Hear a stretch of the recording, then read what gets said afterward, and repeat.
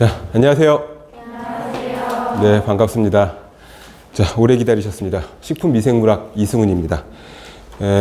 진도를 본격적으로 들어가기에 앞서서 일단 과목에 대한 이야기도 좀 먼저 하고, 그리고 출제 경향에 대한 이야기도 좀 하고요.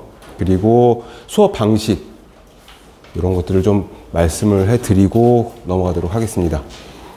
식품미생물학은 여러분들이 다 학부 때 공부를 해 보셨을 거고 다들 굉장히 좋아하시는 과목이잖아요.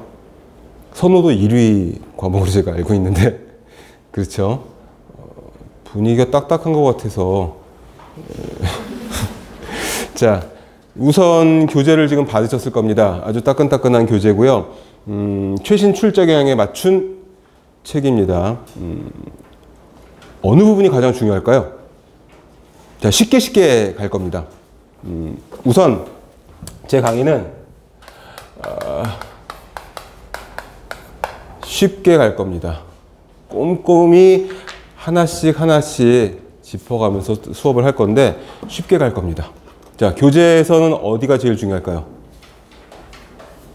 뭐 괜찮아요. 다들 뭐 이렇게 뭐 모르는 사이고 뭐 얼굴도 가려져 있고 하니까 뭐 저만 지금 이런데 어디가 제일 중요할까요? 가장 중요한 부분을 알아야 거기를 집중적으로 볼 거 아니겠어요? 그죠? 일단 가격이 제일 중요하지 않을까요? 그래야지 이거를 살지 아니면 뭐 저기 할지 말지를 봐야 되니까 이거는 그냥 실없는 농이었고요. 죄송합니다. 그 가장 중요한 부분은 목차입니다. 목차. 제가 학부 때 지도 교수님이 목차를 외우라고 시키시더라고요. 학기 초부터. 그래서 중간고사 때까지 매 시간 들어올 때마다 한 명씩 시키셨어요. 외웠는지 안 외웠는지. 이게 무슨, 심지어 중간고사는 목차를 다 쓰라고 비포 용지 하나 나눠주시고서는 쓰라고 하셨어요. 근데 그 학기가 지나고 나서 보니까 그 과목이 머릿속에 싹 정리가 되더라는 거죠. 자, 지금 소름이 끼치도록 털이 쭈뼛쓰는 그런 그 감각을 느끼셨으면은 된 건데 저만 지금 그런 느낌을 가지시는 거죠. 네, 미생물이 특히 그렇습니다. 어떻게? 목차가 중요합니다. 목차는요, 차례는, 컨텐츠는 얘네들은 이 과목에 대한 서머리예요. 서머리. 특히 미생물이 중요합니다. 사카로마이세스 세레비제가 있어요. 많이 들어본 거고 거의 주인공이다시피 한 미생물이죠. 얘가 어디에 속하는지, 얘가 세균인지 바이러스인지 진균류의 효모인지 곰팡인지 뭐 알아야, 계통을 알아야 시험 문제가 그렇게 나와요. 효모인지 세균인지 바이러스인지. 자, 시험을 보러 가시면 시험은 20문항이 출제가 되죠. 사지선다 20문항인데 20문항이 전부 다 균의 이름을 물어보는 문제는 아니잖아요. 목차를 한번 보시겠어요? 목차를 보시면 어느 책이나 다 거의 똑같아요. 미생물학의 역사, 그 다음에 분류. 여기서 거의 한 30% 정도가 출제가 됩니다. 그리고 세균, 곰팡이, 효모, 바이러스 이런 식으로 하나씩 미생물의 분류가 나오죠. 여기서 한 문제 정도씩 챕터별로 나올 거고. 그러니까 20문제가 전부 다 우리가 어려워하는, 어려워하지 않죠. 쉽게 할 거니까 우리는.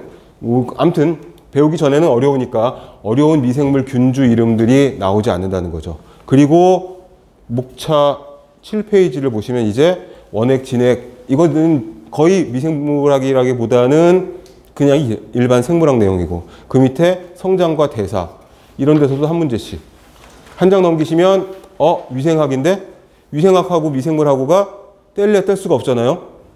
그죠? 식품위생학은 곧 식품미생물학과 같아요. 왜? 미생물 중에서 식품과 관련된 것만 보는 거니까. 그리고 부패, 실험법, 유전과 변이 이 정도. 그리고 이 안에 이제 대사 이런 것들이 섞여 있죠. 그러면 대사는 생화학인데 생화학도 셀 단위니까 미생물학과 관련이 있습니다.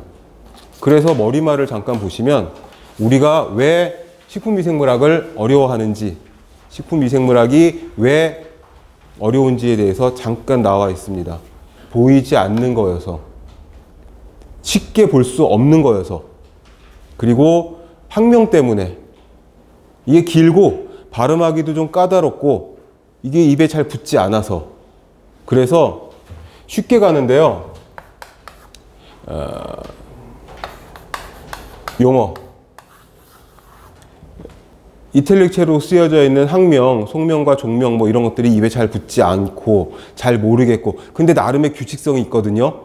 사카로마이세스 세레비지에는 사카로가 뭐예요? 사카로가 슈가잖아요. 슈가, 사카린, 사카라이드, 슈가, 뭐 당, 탄수화물이죠. 탄수화물을 분해하는 그런 종자인 거죠. 그런 어원을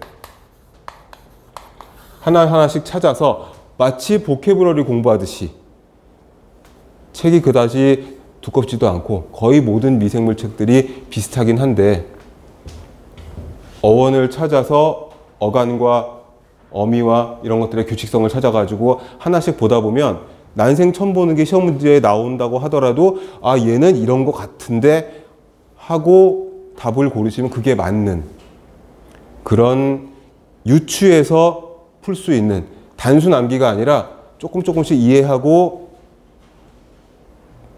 이해를 토대로 유추해서 미루어 짐작해서 답을 고를 수도 있는 그런 강의가 될 거고요. 밑에 줄에 보시면은 생물학, 생리학, 생화학, 대사 이런 것들하고 전부 다 관련이 있는 그런 과목이어서 이 과목 저 과목 들쑥날쑥 하면서 들락날락 하면서 계속 이야기가 진행이 될 거예요.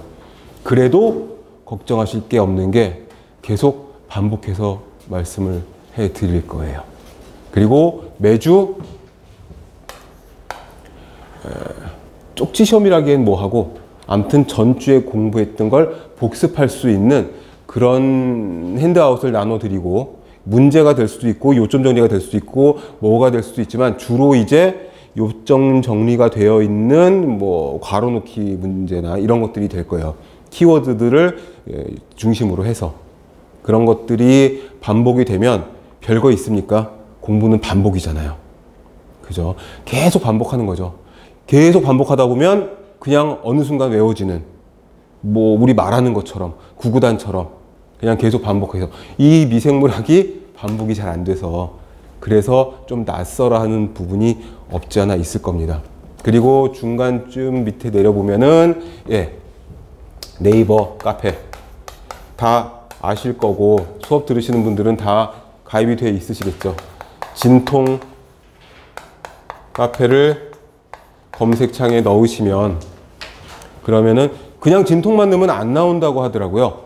통증, 진통만 이쪽이 나온다고 하더라고요. 그래서 진통 카페 이렇게 넣어야지 진통 카페가 나오고, 거기에다가 질문을 올리시면 실강을 들으시는 분들이나 인강을 들으시는 분들이나 아무튼지 간에 저와 소통을 하면서 피드백을 받으실 수 있을 거니까 뭐 어떤 거라도 관계 없습니다. 이게 아주 간단한 거, 쉬운 거, 나만 이런 걸 모르나 싶어가지고 주저하거나 이러실 필요 없이 다 비슷하거든요.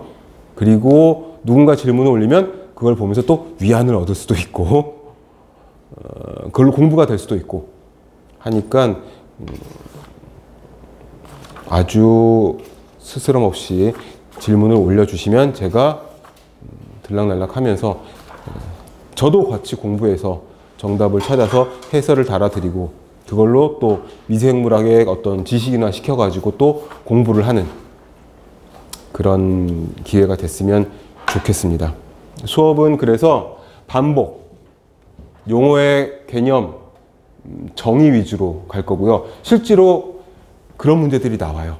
난이도가 굉장히 어려운 문제가 나오는 게 아니어서 거의 식품기사, 산업기사 정도 수준, 그거보다 조금 더 난이도가 있는 그 정도의 문제인데, 그래도 이게 많이 반복이 안 되고 용어, 단어에 대한 이해가 잘 없다 보니까 이게 나왔는데 곰팡인지 세균인지 효모인지 이름 자체도 일단 분류가 안 돼, 정리가 안 돼 있다 보니까 어려운 부분들이 있거든요. 그래서 목차 얘기를 한 거는 이건 실화예요. 정말 중간고사 때 이 목차 쓰는 걸로 시험을 보고 그랬었어요. 저희 학번 학생들이. 근데 그 목차를 비포용지에다가 쫙 써놓고서 거기다가 한 줄씩 설명을 달잖아요. 그럼 진짜 써머리북이 되는, 머릿속에 그 과목이 완전히 정리가 돼버리는. 그래서 요건 아닌데 오늘 보여드릴 그 슬라이드 중에 가장 중요한 미생물학의 분류표, 요거를 보면서 하나씩 설명을 해드리려고 합니다. 우선은 요 정도로 말씀을 드리고 챕터별로 진행을 해 나가면서 이 챕터에서는 몇 문제 정도가 출제가 됐었다, 어떤 식으로 문제가 나온다, 이런 팁을 좀 드리면서 설명을 해 나가려고 합니다. 질문이나 어려운 것들은 카페를 활용을 하시고 실강 들으시는 분들은 뭐 그때그때 말씀하셔도 괜찮고요. 자, 그러면은 12페이지부터 자, 진도를 한번 나가보도록 하겠습니다. 미생물학의 역사와 발전 첫 번째 챕터입니다. 이 첫 번째 챕터에서는 한 문제 정도 나옵니다. 그러니 몇 페이지 되지도 않는데요.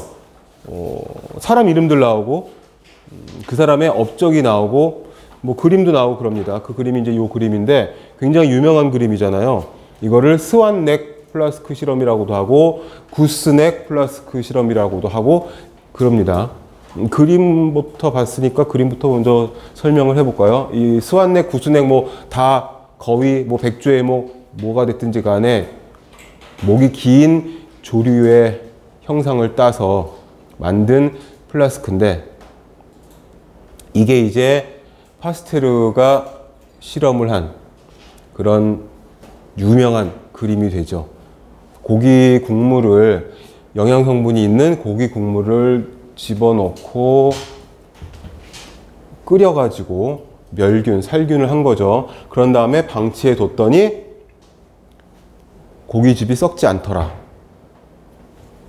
여기서 끓으면서 살균이 되고, 그러면서 기체가 나가다가 여기 이제 물이, 수증기가 응축돼서 막히게 되는 거죠. 그러면은 자연적으로 실링이 되는 거니까 바깥 공기 중에 있는 세균들이, 미생물들이 들어오지 못해서 어떻게 6개월 넘게 썩지가 않더라. 그래서 살짝 기울여서 여기 있는 응축수를 버렸더니 바로 2, 3일 만에 썩어버리더라. 여기가 포인트거든요. 지금 살균이 된 후에 자연적으로 수증기가 나가다가 여기 응축수로 막혀버리는 거. 이런 거 우리 실생활에서도 있잖아요. 세면대, 수도 파이프 다 어떻게 되어 있습니까? 이런 식으로 되어 있죠. 위가 세면대고 우리가 세수를 하고 물을 버리면은 항상 여기에 물이 다 버리지 않고 좀 걸리게 되어 있잖아요. 이걸 트랩이라고 하죠. 하수구에 더러운 냄새가 올라오지 못하도록. 그런 그 유명한 실험이고, 우선 첫 페이지부터 보시면은 아주 예전에는 아무것도 몰랐으니까 도구가 없었어요. 근데 이제 로버트 훅이라고 하는 사람이, 이 사람이 현미경학, 광학, 천문학, 지질학, 뭐 아무튼 예전에는 뭐 아리스토텔레스도 그랬고 수학에, 의학에, 뭐 철학에, 뭐 미술에 뭐 전부 다 하잖아요. 그래서 이 사람도 광학, 천문학, 물리, 건축 전부 다 전문가였대요. 심리학까지. 이 사람이 코르크를 관찰을 해서 셀이라고 하는, 거기 새로운 용어를, 세포라고 하는 용어를 만든 게 이 사람입니다. 그러니 로버트 훅 나오면은 셀, 콜크, 현미경으로 관찰. 지금 말씀드리는 것들이 전부 다 문제의 보기로 등장해서, 다음 보기 중 미생물학의 역사와 관련해서 가장 옳지 않은 것을 고르시오, 가장 옳은 것을 고르시오, 이런 문제로 출제가 된다는 거죠. 그래서 한 줄 한 줄이 다 소중합니다. 어떻게 문제에 어떻게 보기로 나올지 모른다는 거죠. 그리고 안토니 판 레이우엔 훅, 이렇게 읽어야 됐대요. 이 사람이 덴마크 사람이어서. 근데 이제 영어식으로 안토니 반 레베누크 이렇게 읽는데, 레베누크는 영어식으로 읽는 것도 아닌데, 그쵸? 아무튼 레이우엔 훅 이런 식으로 읽어야 된다는데, 이 사람이 이제 현미경으로 미생물을 최초로 관찰한 사람. 그래서 간균, 구균, 나선균 이런 그림들을 그렸었죠. 간균은 막대기 모양 균, 구균은 동그란 구슬 모양의 균, 나선균은 스프링처럼 꼬인 균. 쉬운 용어도 쉬운 대로, 어려운 용어는 어려운 대로 하나씩 하나씩 계속 반복해서 설명을 해드릴 겁니다. 웬만하면 수업 시간에 여러 수십 번 용어에 대한 정의가 반복이 될 거기 때문에 처음에나 좀 필기를 하시고 나중에 중반 이상 넘어가면은 머릿속으로 계속 들으면서 그렇지, 제가 맞는 소리를 하고 있구나 이러면서 반복 학습이 되는 그런 식으로 수업을 할 겁니다. 자, 두 번째 파트를 보시면은 자연 발생설, 생물 속생설. 말 그대로 자연에서 그냥 거저 발생을 했다. 이게 자연 발생설. 그래서 여기 나오는 문장들도 다 제가 만든 게 아니라 원래 있던 문장들이죠. 구더기는 썩은 고기에서 그냥 생겼다. 살아있는 생물체는 저절로 생겨난 거다. 개미는 꿀에서 발생했다. 꿀이 있는데 항상 개미가 있었던 거죠. 그러니까 저절로 어디서 나왔나 봐. 과일이 있으면 그렇게 초파리들이 막 날라치죠. 이게 과일이 초파리를 만들었나? 뭐 이런 거. 또는 미생물은 상황구물에서 발생한다. 뭐 이래 가지고 파스테르가 이런 실험을 해 가지고 자연 발생설을 부정하고 막 이랬죠.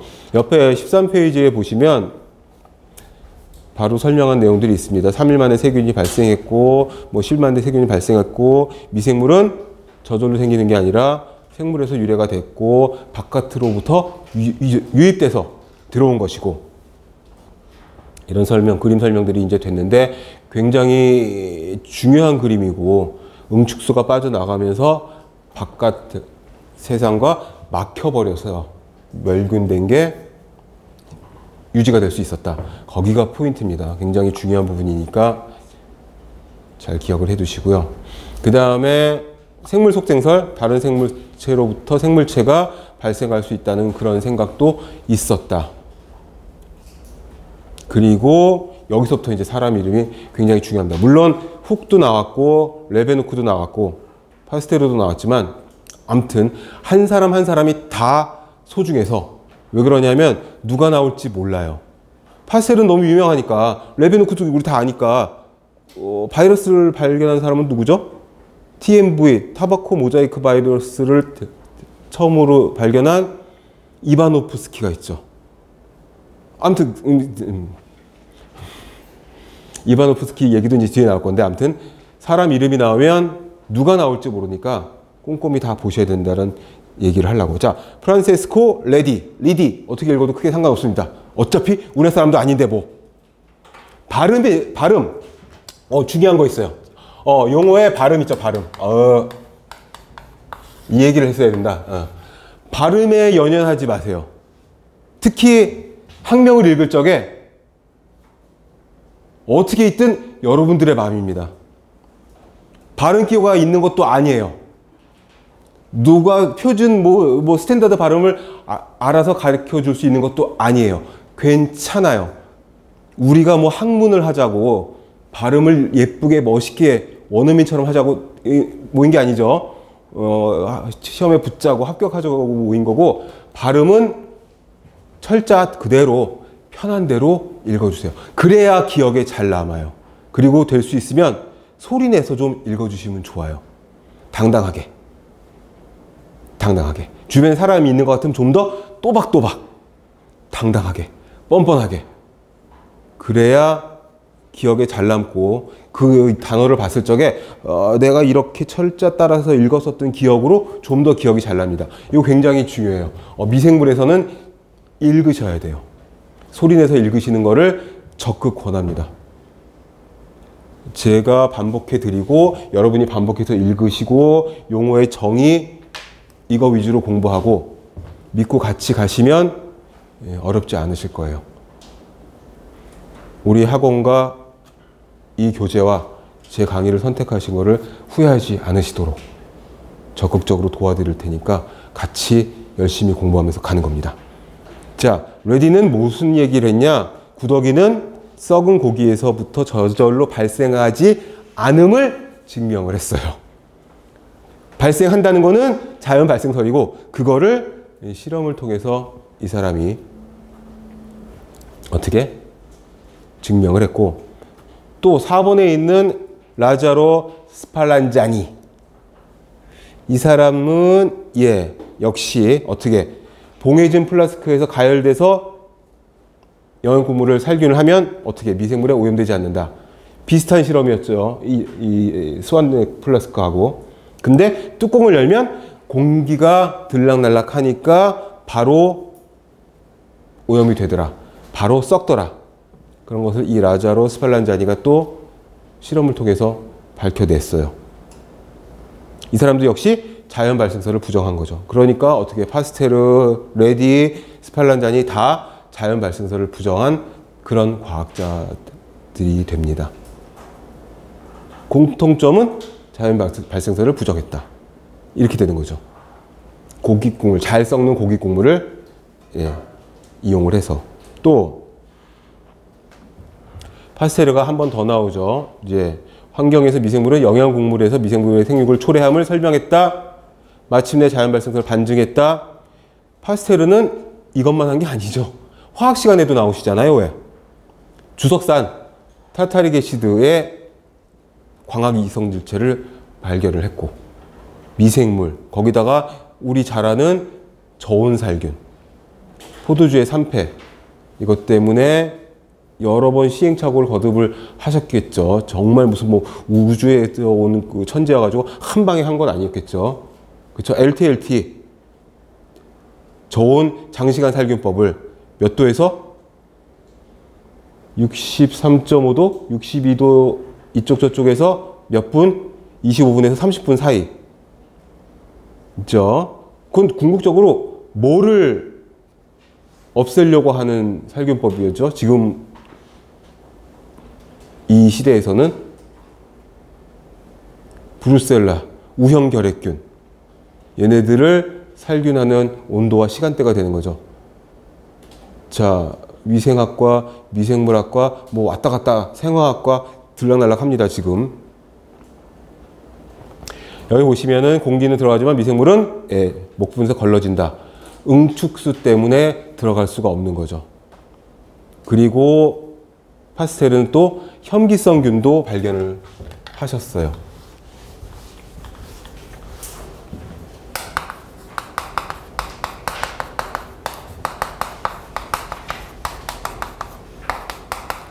주석산 타르타릭 애시드의 광학 이성질체도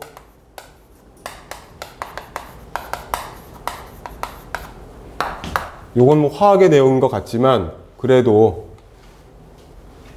이런 것들이 보기로 나올 수 있는 확률이 얼마든지 있으니까. 범위는 넓은데 낼 부분은 많은데 문항은 20문항이기 때문에 그게 굉장히 애매하잖아요. 그래서 우리는 꼼꼼히 제반 사항들을 다 같이 봐야 된다는 거죠. 그리고 옴니 비뷴 이 비보, 모든 생물은 생물로부터 발생한다, 이런 말도 남겼다고 하시고, 그 파스테르가 황금기를 여셨는데 이 공원을 어떻게 효모가 혐기적 조건에서 당을 알코올로, 이거 발효죠, 발효. 퍼멘테이션의 개념을 확립했고, 또 저온살균법, 이게 그래서 페스터리제이션이 됐죠.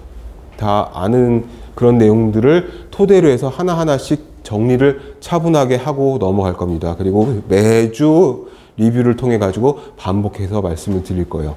빠진 거, 안 빠진 거, 중요한 거 추가하고 막 이렇게 할 겁니다. 그 다음에 또 누에병이라고 하는,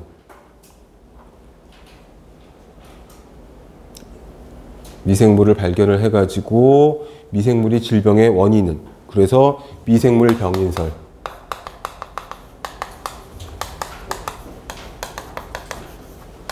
이것도 파스테르가 되게 많아요. 되게 많아서 이것들을 하나하나씩 다 정리를 하셔야 합니다.